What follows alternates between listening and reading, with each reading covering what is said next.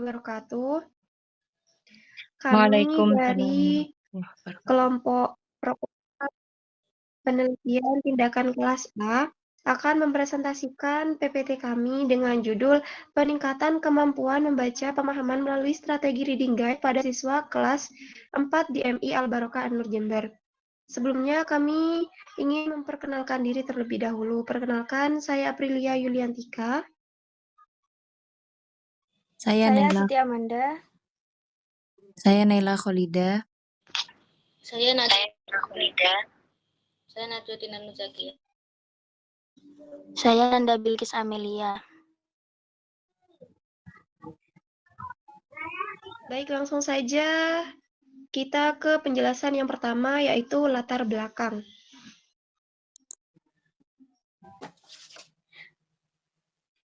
Pertama yaitu latar belakang dari proposal kami dengan judul Meningkatkan Kemampuan Membaca Pemahaman Melalui Strategi Reading Guide pada Siswa Kelas 4 di MI Al-Barokah An-Nur Jember. Dalam kegiatan pembelajaran membaca di kelas 4 MI Al-Barokah An-Nur Jember, ditemukan bahwa siswa mengalami kesulitan dalam memahami isi teks bacaan. Kesulitan membaca yang disebabkan oleh kurangnya konsentrasi dan fokus siswa ketika membaca teks yang panjang. Sehingga kami hambatan dalam menjawab pertanyaan ujian tersebut memerlukan suatu upaya untuk pemecahannya, yakni melalui model pembelajaran yang mampu meningkatkan kemampuan siswa dalam memahami isi bacaan. Salah satu model pembelajaran yang dapat digunakan yaitu Reading Guide, sehingga dilakukan penelitian tindakan kelas dengan judul Peningkatan Kemampuan Membaca Pemahaman Melalui Strategi Reading Guide pada siswa kelas 4 di MI Al-Barokah An-Nur Jember. Pada pembelajaran baca di kelas 4 Al-Barokah An-Nur Jember ditemukan adanya kesulitan lemahnya konsentrasi dan fokus siswa terhadap teks bacaan yang panjang, sehingga siswa kesulitan dalam menjawab pertanyaan-pertanyaan dari guru. Kondisi tersebut mengakibatkan rendahnya hasil belajar siswa.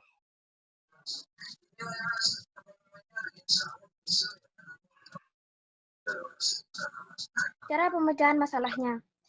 Masalahnya yakni melalui model pembelajaran yang mampu meningkatkan kemampuan siswa dalam memahami isi bacaan. Salah satu model pembelajaran yang dapat digunakan yaitu merancang solusi melalui strategi Reading Guide, yaitu pemberian panduan atau pertanyaan pemanduan sebelum ada selama siswa membaca teks. Strategi ini dirancang untuk membantu siswa lebih fokus dan terarah dalam memahami isi bacaan.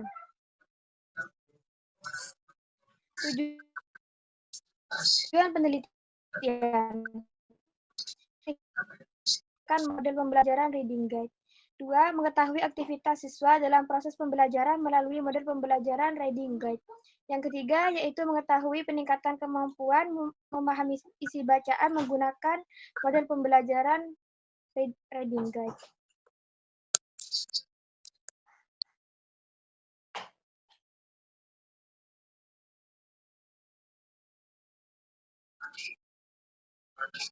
Manfaat penelitian. Cara meningkatkan kemampuan membaca pemahaman melalui strategi Reading Guide pada siswa kelas 4 di MI Al-Barokah An-Nur Jember sebagai yang berpihak yaitu bagi guru. Bagi guru, penelitian ini diharapkan dapat membantu guru dalam mengidentifikasi kesulitan siswa dalam memahami. Penelitian ini diharapkan dapat membantu siswa lebih fokus dan aktif dalam kegiatan membaca sehingga meningkatkan hasil pembelajaran. Yang ketiga, bagian peneliti selanjutnya.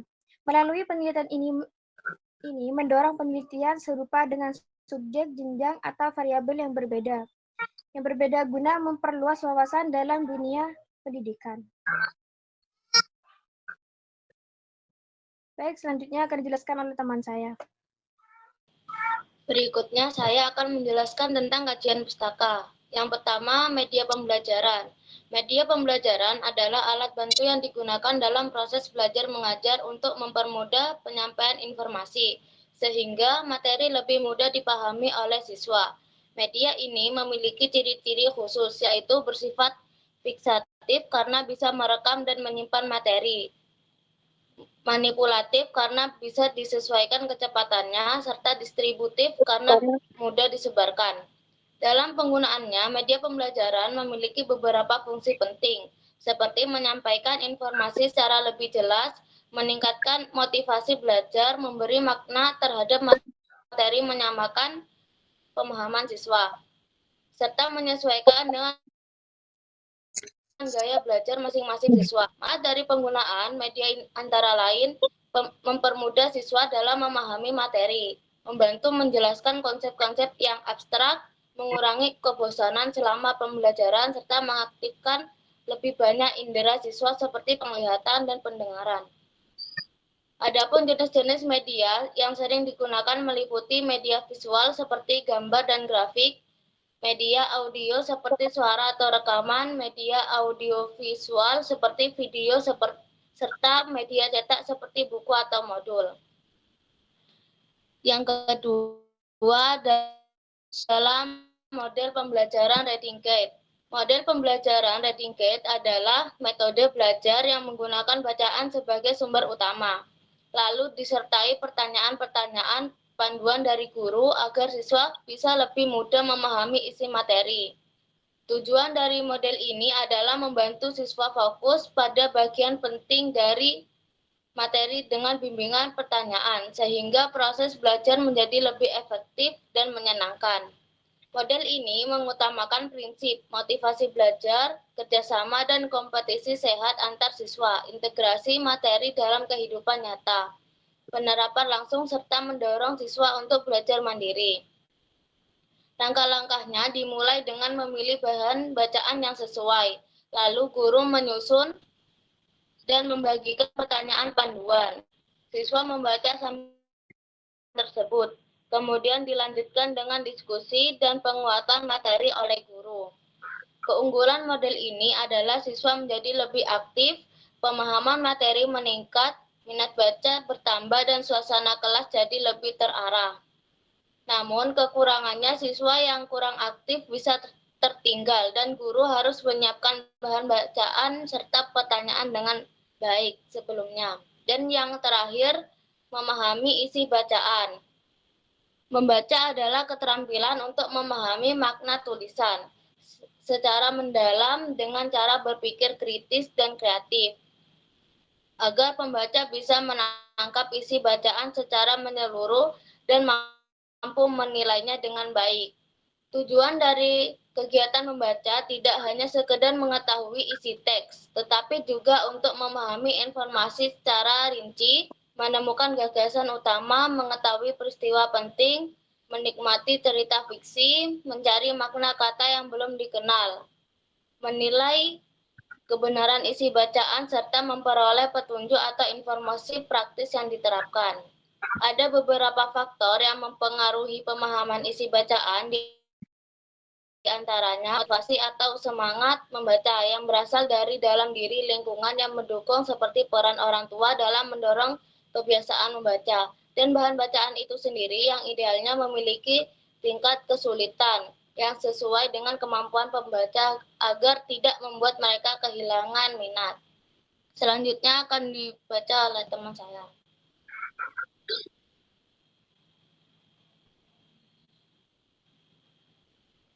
Selanjutnya, penelitian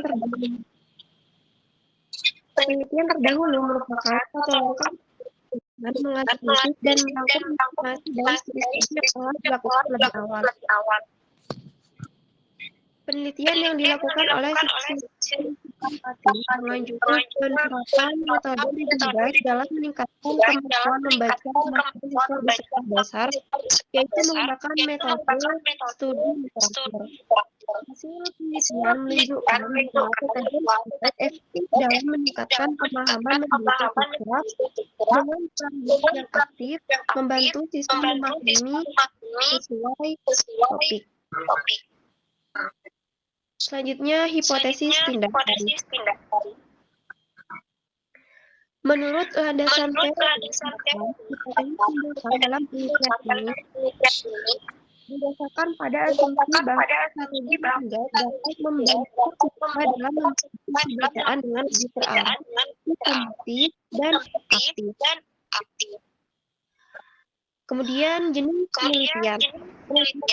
Penelitian tindakan kelas yang bertujuan meningkatkan kemampuan membaca pemahaman siswa kelas 4 SD. Apakah ada gender melalui strategi reading guide. Nah, penelitian ini dilakukan dalam 2 siklus dengan 4 perencanaan, observasi, dan refleksi. Kemudian data dikumpulkan melalui observasi, tes membaca pemahaman, dan komunikasi. Selanjutnya dianalisis secara kuantitatif dan kualitatif untuk mengukur peningkatan kemampuan siswa dan efektivitas strategi yang diterapkan.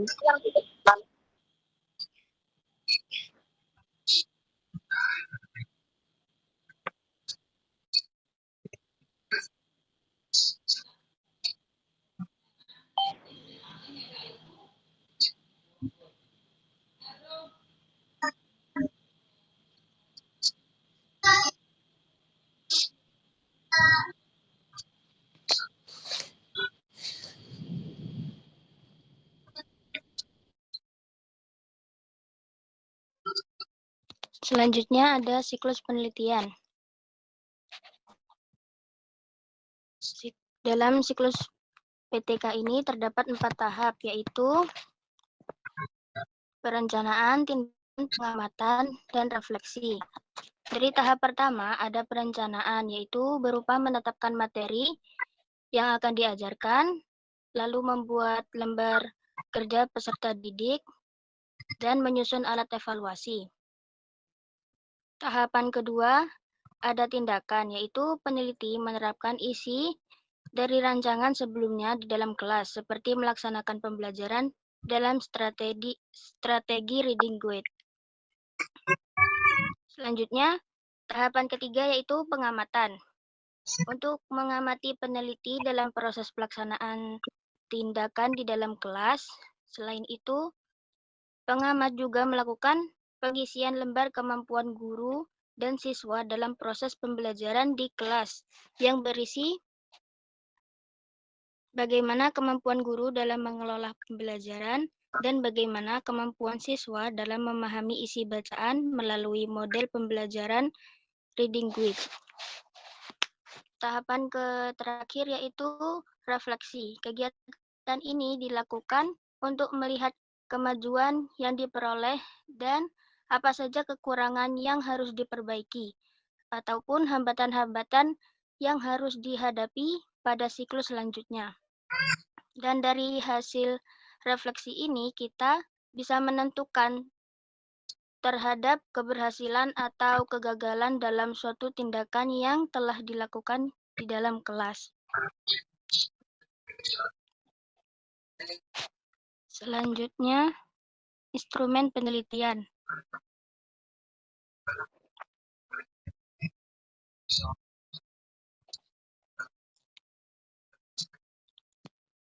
Yaitu lembar observasi. Digunakan untuk mencatat aktivitas guru dan siswa selama pembelajaran dengan model reading guide. Berisi indikator yang ditandai checklist atau pengamat guru. Yang kedua, soal tes, esai atau esai post test. Terdiri dari 5 soal esai disusun sesuai indikator. Diberikan setelah tindakan post test untuk mengukur pemahaman siswa pada setiap siklus. Keduanya ini menjadi alat utama untuk mengumpulkan data, proses observasi, dan hasil pembelajaran. Selanjutnya ada teknik pengumpulan data, yaitu 1. Observasi. Pengamatan langsung di kelas oleh 2 pengamat, yaitu guru atau teman sejawat dari sepanjang pertemuan. Tujuannya untuk mendapatkan data proses belajar atau aktivitas guru dan siswa secara real time. Yang kedua yaitu tes, berbentuk tes lisan atau tertulis. Tujuannya untuk mengukur tingkat pemahaman kognitif dan mengetahui Bagaimana siswa untuk menguasai materi?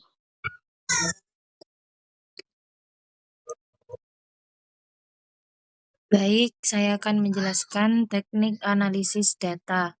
Yang pertama, ada analisis data observasi aktivitas siswa, yakni ada data diperoleh dari lembar pengamatan yang diisi oleh pengamat selama proses pembelajaran.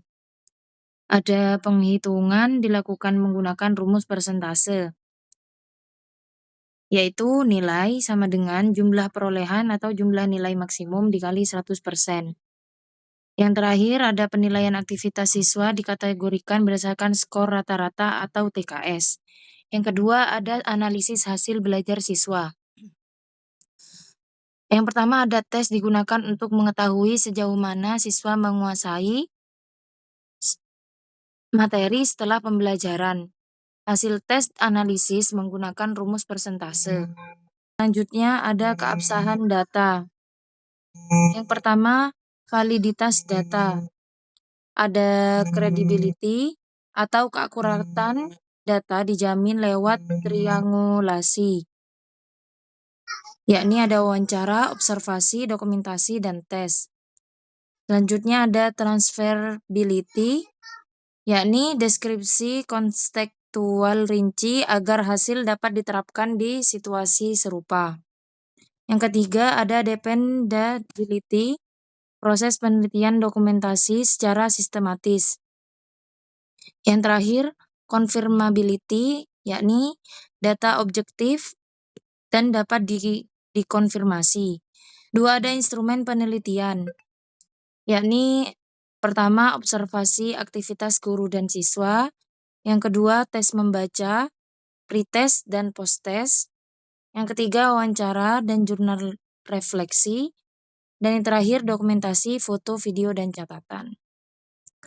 3, teknik analisis data, yakni ada kuantitatif, yakni menganalisis skor pretest dan posttest secara deskriptif. Yang kedua ada kualitatif, yakni analisis tematik dari observasi, wawancara, dan refleksi. Yang terakhir ada indikator kinerja.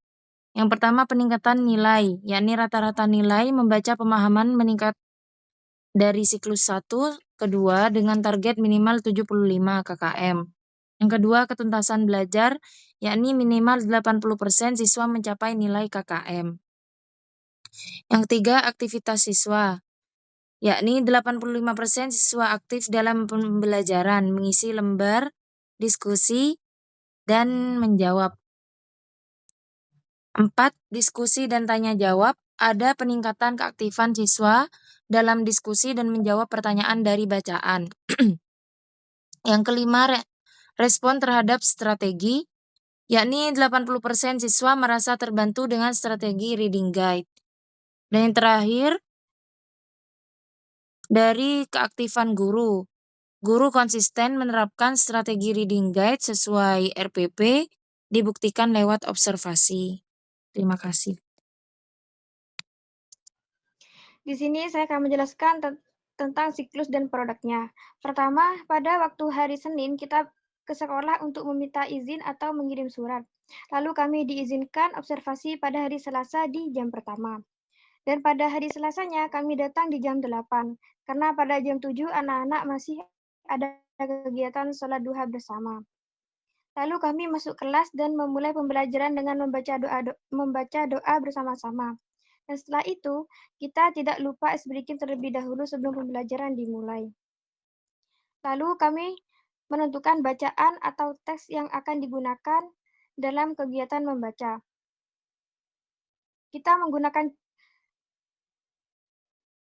Produknya menggunakan cerpen, yang judulnya yaitu Teman di Saat Susah.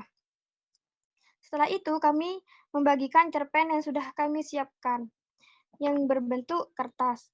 Lalu tugas peserta didik adalah mempelajari bahan bacaan yang sudah dibagikan dan diberi waktu sekitaran 10 menitan.